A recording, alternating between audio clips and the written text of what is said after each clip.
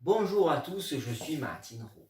Aujourd'hui, pour rester encore dans tout ce qui est verbe adjectif, je vous en apprends un nouveau pour commencer à mieux vous exprimer, bien sûr, pour avoir un peu plus de vocabulaire. C'est le verbe adjectif je, avec un E. Le R, n'oubliez pas, se prononce J, et le E, c'est un E ouvert. Petite anecdote à ce sujet qui m'est arrivée en Chine alors que ça faisait 7-8 ans que je faisais du chinois à la fac, que je l'avais appris au lycée aussi. Et j'arrive en tant que professeur de français à Shanghai. Et un jour, j'arrive bien sûr comme d'habitude en avance à mon cours et j'attends mes élèves. J'étais très en avance, la porte est ouverte et j'ai un de mes élèves chinois qui apprend le français, qui est en 2e année déjà. Et je me dis, bon, je vais un peu lui parler chinois. Je parlais tout le temps français pendant mes cours, j'en profite, il est tout seul, tout ça, on va un peu discuter. Moi, tout confiant, plusieurs années de chinois, je lui dis, Renji. Bien sûr, je voulais dire, Renji. Il fait chaud. Parce que je regardais dehors, c'était l'été, il faisait très chaud à Shanghai.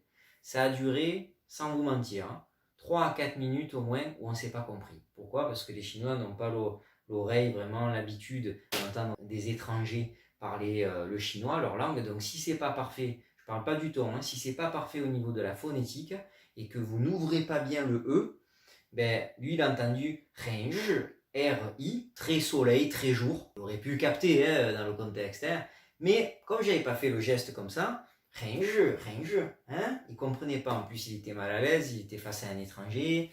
Son professeur qui respectait beaucoup, il se disait mince je comprends pas, donc il a stressé.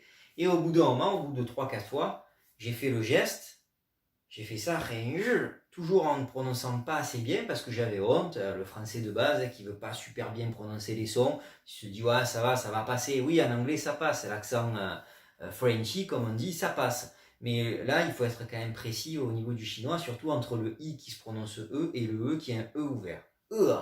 Donc, après, il a dit ah, et là, j'ai compris ce jour-là, je me suis dit, bon, il faut arrêter d'avoir honte, fais les vrais sons, même si c'est un son un peu bizarre. C'est dommage que sur un terme basique, tu n'aies pas été compris. C'est là que j'ai voulu vraiment parler très bien le chinois et ne plus avoir honte de parler. Voilà, petite anecdote à ce sujet pour vous montrer que c'est pas facile et qu'il ne faut pas avoir honte. C'est leur langue, ça se prononce comme ça, on dit donc ça veut dire il fait chaud. Et oui, vous regardez dehors, tout ça, ça veut dire il fait chaud. Ça veut dire aussi avoir chaud. Et là, vous avez juste à mettre un pronom personnel. Oh, je très chaud, c'est bon, ils ont compris. J'ai très chaud. C'est nous qui traduisons avec l'auxiliaire avoir. Eux, ils entendent l'idée je très chaud. Ils n'ont pas d'auxiliaire, n'oubliez pas, être et avoir pour les verbes adjectifs, pas besoin. Par contre, vous touchez un objet, vous touchez un radiateur, ou malheureusement vous avez mis la main sur du feu, vous êtes brûlé.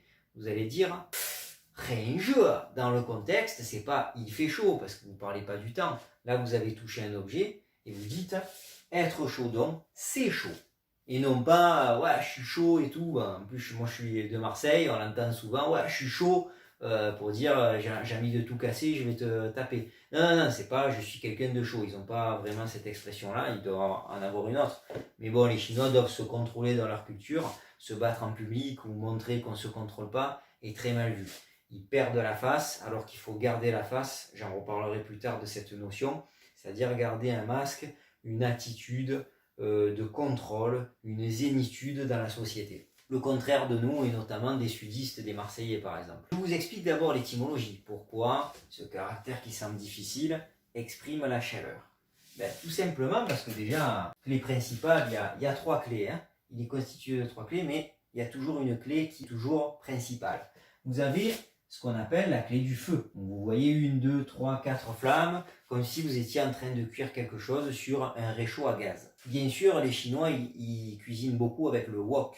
Alors le wok, ici, a disparu, mais avant, ils avaient vraiment dessiné un cuisinier ou une cuisinière qui était en train de cuire donc avec un feu assez puissant, donc le feu égale la chaleur, bien sûr, qui était en train de cuire quoi ? Des boulettes. Alors oui, au départ, ils avaient fait une boulette de viande, de crevettes, de poisson, de légumes. Les Chinois adorent ça en soupe.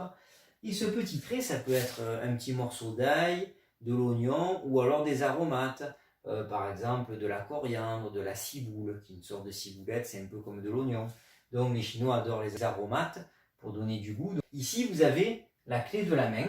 Donc la clé de la main qui ici représente que 3 doigts, normalement bien sûr il y a 5 doigts, mais c'est pour simplifier, sachez-le, c'est pour des actions que l'on utilise bien sûr à la main. Pourquoi? Parce qu'en fait c'est un cuisinier, une cuisinière qui était avant bien sûr dessinée entièrement, qui tient une grosse louche, la louche a disparu, et qui est en train de mettre avec sa main, bien sûr avec la louche, des boulettes qui sont au-dessus du feu, donc bien sûr c'est chaud. Ça représente la chaleur. Bien sûr, représentation de la vie quotidienne avec de la cuisine chinoise. Les Chinois mangent un peu à toute heure, ils adorent manger, donc on s'entend bien avec les Chinois par rapport à ça. Et pour terminer, je voulais vous donner 3 expressions combinées avec je qui sont très utiles pour la vie quotidienne. Exemple, si vous voulez dire à un Chinois qu'il est très chaleureux, il vous a bien accueilli, il est chaleureux avec vous, vous allez dire ni ren je tiens. Je tiens, un sentiment de chaleur. Tiens, je ne vous donne pas le caractère pour l'instant, vous ne le connaissez pas, c'est pas encore à votre niveau. Et ensuite, si vous voulez dire je now, ça veut dire autre chose, ça veut dire situation un peu chaude, ça veut dire divertissante. Alors ça peut être un peu chaud si par exemple vous êtes en Chine et que vous voyez qu'il y a la police qui intervient pour telle ou telle chose, ou vous voyez des personnes, ce qui est rare, mais bon ça peut arriver, des personnes qui se disputent dans la rue, ou une situation avec un étranger, je sais pas moi, qui a eu un souci mais il n'arrive pas à s'exprimer parce qu'il ne parle pas bien le chinois. Donc les Chinois sont un peu curieux, ils vont former un attroupement et regarder un peu la situation comme ça, ils sont un peu curieux, ils viennent voir. Ils vont dire ça change un peu du quotidien, ça met un peu de l'ambiance. C'est un peu divertissant, c'est amusant, on vient voir un peu ce qui se passe, pourquoi il y a la police, pourquoi il y a un étranger qui est en train de discuter avec un Chinois, ou pourquoi il y a une dispute ou un début de bagarre. Voilà. Dernière expression, bon là c'est pas ce que les Chinois mangent, ça vient du mot hot dog, donc plutôt le plat américain que nous on mange, mais ils ont traduit mot à mot comme en anglais. Hot, chaud, je et go, du chien, dog, je go, chien chaud, le hot dog. Voilà, ils ont traduit du plat américain. Donc bien sûr, de suite, nous, on pense au cliché, à l'idée reçue, les Chinois mangent tous du chien. Bon, maintenant, c'est plus que rarissime, c'est plutôt encore un peu dans certaines régions du sud, aux alentours de Canton. Mais sachez que les Chinois seraient tout autant choqués qu'on dise « Ah, vous mangez du chien !» Dans les grandes villes, maintenant, depuis 10-20 ans, voire un peu plus, ce sont des animaux de compagnie, pour ceux qui peuvent se les payer. Ça remplace des fois même l'enfant quand ils n'en ont pas eu parce qu'ils font que travailler. Il y a l'enfant unique encore, même si on peut en avoir un deuxième. Donc le chien même a pris une place importante pour certaines familles chinoises dans les grandes villes, bien sûr. Dans une bonne partie de la Chine, ils n'en mangent plus. Voilà, je vous donne rendez-vous pour d'autres vidéos. Xie xie, 再见. Abonnez-vous à ma chaîne Matinrou et partagez.